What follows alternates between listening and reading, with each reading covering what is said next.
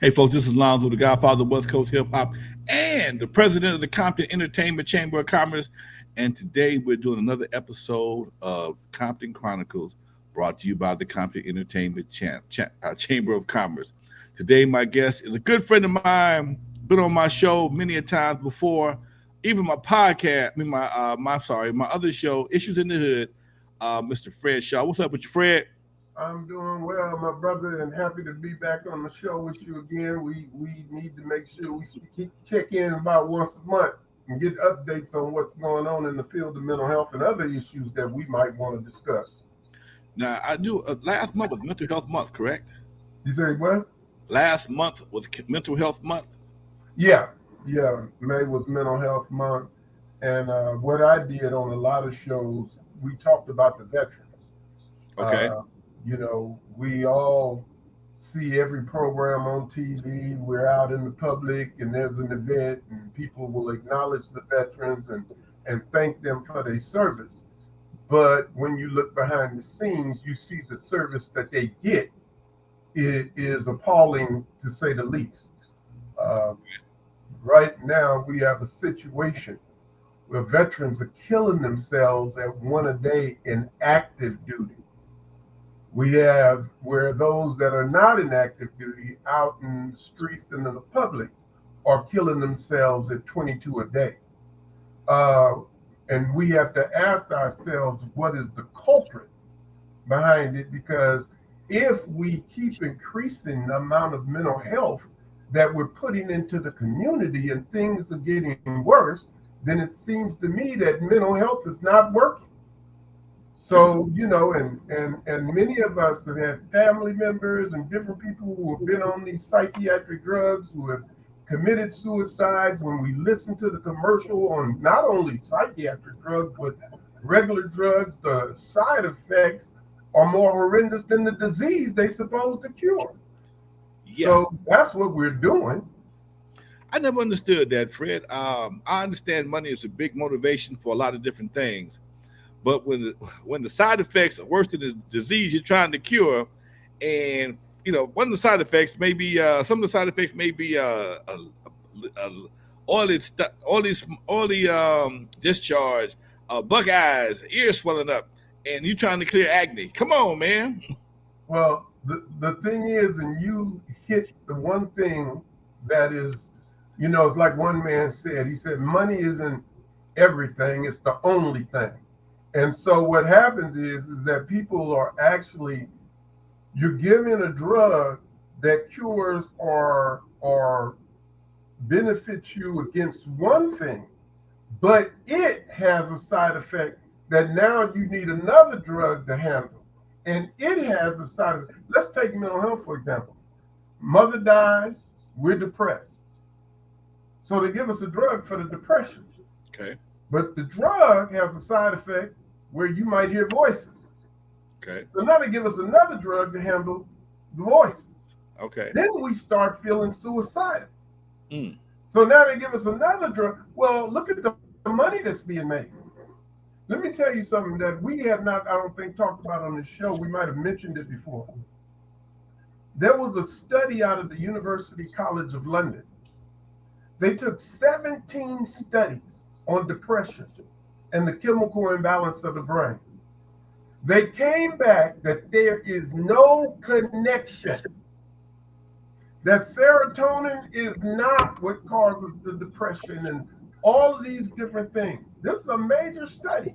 They had to go on TV and admit that Tom Cruise was right when he said this 17 years ago. They had to admit people were right. The American Psychiatric Association said, we never said there was a chemical imbalance of the brain. Now, my organization, we do our research, so we got them on tape saying it. But it's not that, it's the fact that they made 15.6 billion a year on drugs handling the chemical imbalance of the brain. And now oh, well, we never said there was a chemical. Well, you never corrected it either. Mm. You see what I'm saying? So all these people been given mind-altering drugs. Remember the words, mind-altering. Right. You know, so I don't know I what got a happened. question for you, Fred. Oh, I got a my question. screen went out. I'm back. Okay. Now, we're talking about Adderall, Ritalin, things like that right now, right? That Prozac, Zoloft, all of those drugs. My question: has there been any studies on the mental mental health effects for marijuana? Well, yeah, there's some studies out there. That's not a field that we at CCHR particularly, but let me tell you what I do know. I have heard commercials, very seldom, but I've heard it because what they must do is put it out so that they can say that you were warned. They're saying that this marijuana now, the one that is being legalized to smoke, can cause psychiatric breaks. Okay. See, now, when we were growing up, and I ain't revealing nothing about you or me, but when we were growing up, we had that homegrown stuff. I tell them myself, I don't care. You know what I'm saying? You know, and I remember one time I was in church and I was doing a service, and I mentioned that I smoked weed, and some of the people fell out. I said, "Oh Lord!" I said, "How do you think you become a minister? You got to learn something. You got to go through something. You got to see something." You know, but they want us to be Jesus. You know, I ain't Hey, Jesus. Jesus, I ain't Jesus, no. brother. You Uh, know, I represent a man, but I hate the man. You know what I'm saying? mm. But the thing is, go ahead. Go ahead. No, man, I wasn't saying that. I was Oh, agreeing with you. oh yeah. The thing is that when we look at this thing and look at the veterans, I'm gonna tell you something. They had to, and I can get the information for you if we need it. There was a military base that the commander shut down because of the amount of suicide. Now, people, let me tell you what a therapist told me one time. He said, "Yeah, but you don't understand what it's like to be at war and see death and all of that." I said, "I grew up in Compton. Mm. What are you talking about? We see from 17 to 34, I lost 34 friends either Yeah. driving accidents, gang shootings, drug overdoses. You know, over 17 years, I lost 34 people. Wow. So it's like, but if you sit down and count it, you might find your numbers up there of the Mm. people you know when you add, accidents, drugs, gang shootings and all that. You might start finding your numbers are up in the 20s and 30s. You know, so it's not just that. Plus, I had to point out to them, we ain't at war. So what atrocities are they saying? This isn't Vietnam. Right, right, right. So what are they saying? That they all need these psychiatric drugs. And I've had people, I'm gonna tell you a story. I had a couple who told me that they were given psychotropic drugs without even an evaluation when they were leaving the service. Mm. This is what happened to them. One day, they take the kids, drop them off at school. Okay. They say the doctors and gave us these pills. We should probably be taking them. There may be a reason we doing this. They took the pills and did not wake up into the next day. Wow. Now, let me show you. Nobody evaluated them. Nobody even told them why they needed the drug, and nobody told them the side effects of the drug. Okay. So they go to sleep and don't wake up, both of them, to the next day. They see all these calls on the phone from the school. You picking up your kid. What's going on? Fortunately, they had an emergency number, and because they had an emergency number, the school was able to get to the emergency person who picked the kids up. Otherwise, they got to turn the kids over to Children and Family Services. Mm. Now, when you go down to Family Services to try to get your kid, well, why didn't you pick them up? Why did you abandon them?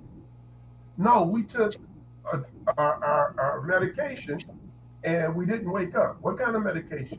Oh, it's psychotropic drug medication. Oh, so you have mental issues. Mm. I don't have mental issues, but well, why are you taking the drug? I don't know. Ah, Mhm. You see how this thing can turn in, Yeah. especially for people of color? You Right. see how this can turn into a nightmare? Yep. Now, nothing was wrong with them. They just took the pill that was given to them by a doctor when they was leaving the military. Mm. That's it. Okay. Remember, no evaluations. Never was told they had any type of disorder. They were just given the medication. Interesting. So, in a time when you're trying to take people's weapons, and I'm not trying to get into that, but when you're trying to get gun Please. control and That's another show. yeah, why is it that we don't ask ourselves the effect of these drugs and the connection with mass shootings and violence? That's gonna make too much sense, Fred. You know See, better than that. I've asked Congress people, I've asked U.S. senators, I've at least their staff, can we start an investigation just to see the connection? Okay. They wouldn't do it. They haven't done it. It was no difference than when they asked Fauci, have you been to this hospital where people seem to be getting cured of COVID? He said, when I see it in the placebo test, then I'll go. There is no greater test than being in the hospital when you're curing people. Mm. But he wouldn't go because of the agenda. Yeah, because if I you go, can't do that right now either. But I'm just saying, all of these things, when you look at them, are somewhat related. Doctors will tell you, well, yeah, we know that you're having this problem. You got diabetes. You've been taking this. I won't name the drug. You've been taking this drug. Now you have neuropathy and stuff. You say, yeah, but I quit taking the drug because I was getting neuropathy. I was in a lot of pain. Well, you got to decide, do you want to handle it short term or long term? Mm. Now, with all of the advances in medicine, you're going to tell me they can't make medicine without these horrific side effects? Of course they can. But that benefits the patient and the system. I'm not saying individual doctors. The system benefits the boardroom. Mm. So the money being made is what's important, not the lives of the patients. Because we got good drugs that come out of the pharmaceutical company. I'm not anti-pharmaceutical. I'm probably alive. I'm probably alive because of the fact that they got different insulins and stuff to deal with my diabetes. People are more and more living through cancers. I'm not against the pharmaceuticals. But when it comes to these mental health drugs, this is a money-making factor that destroys all of us.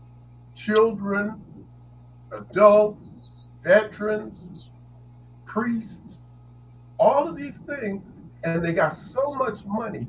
I dare you to watch TV for 24 hours and be on a channel that don't have in every show some drug being advertised. Mm. That used to be illegal back in the day. Well, they voted and made it in, and now they use it all over. And then they even lie to us, like they'll say, first of all, they told us this was the wonder drug. This will handle your depression. Now they're saying, oh, even though you took your regular medication, come on now. Come on. You take this drug and you 62%. Well, where's your clinical trials to prove this? Because you don't have to have it in an advertisement. I can go on, put my Fast Black book up, say it's the greatest Western ever written. Better than Tombstone, better. Nobody's going to punish me for doing that. So when you're advertising, it's a different thing altogether. Right. So, these are the things, and when we look at our veterans, God help us.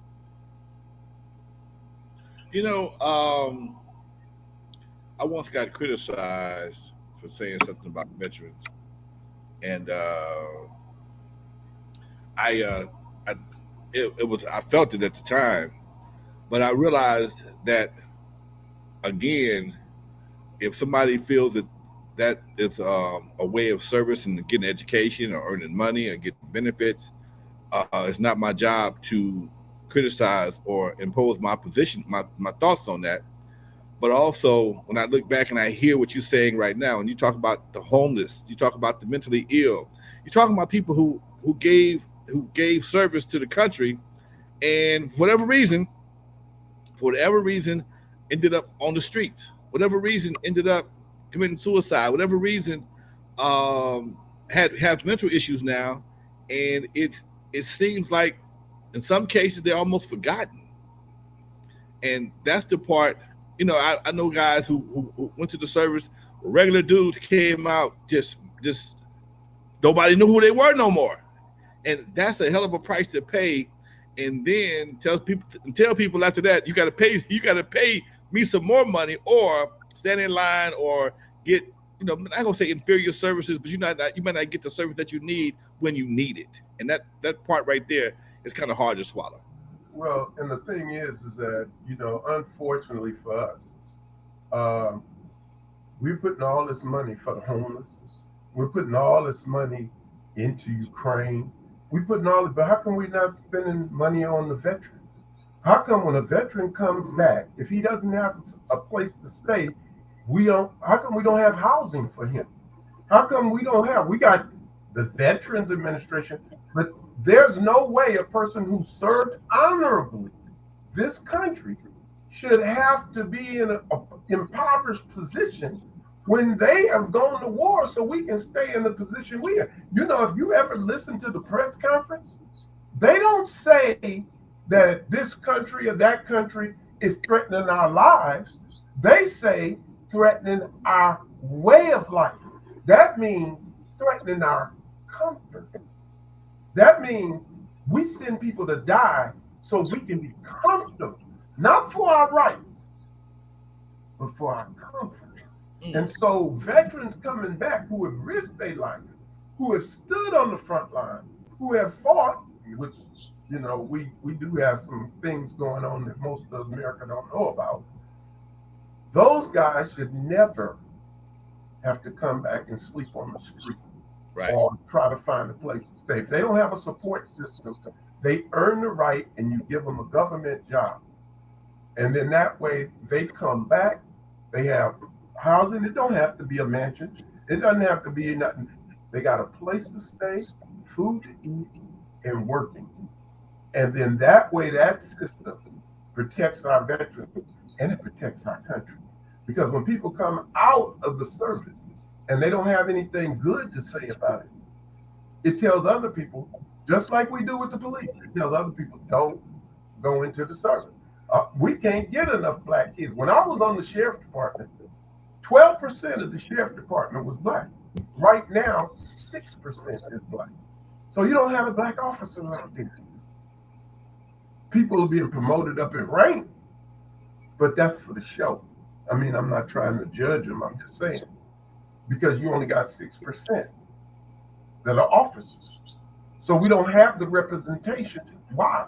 Because the stigma of being popo, the stigma of the departments thinking that you're going to become a criminal when you become a cop.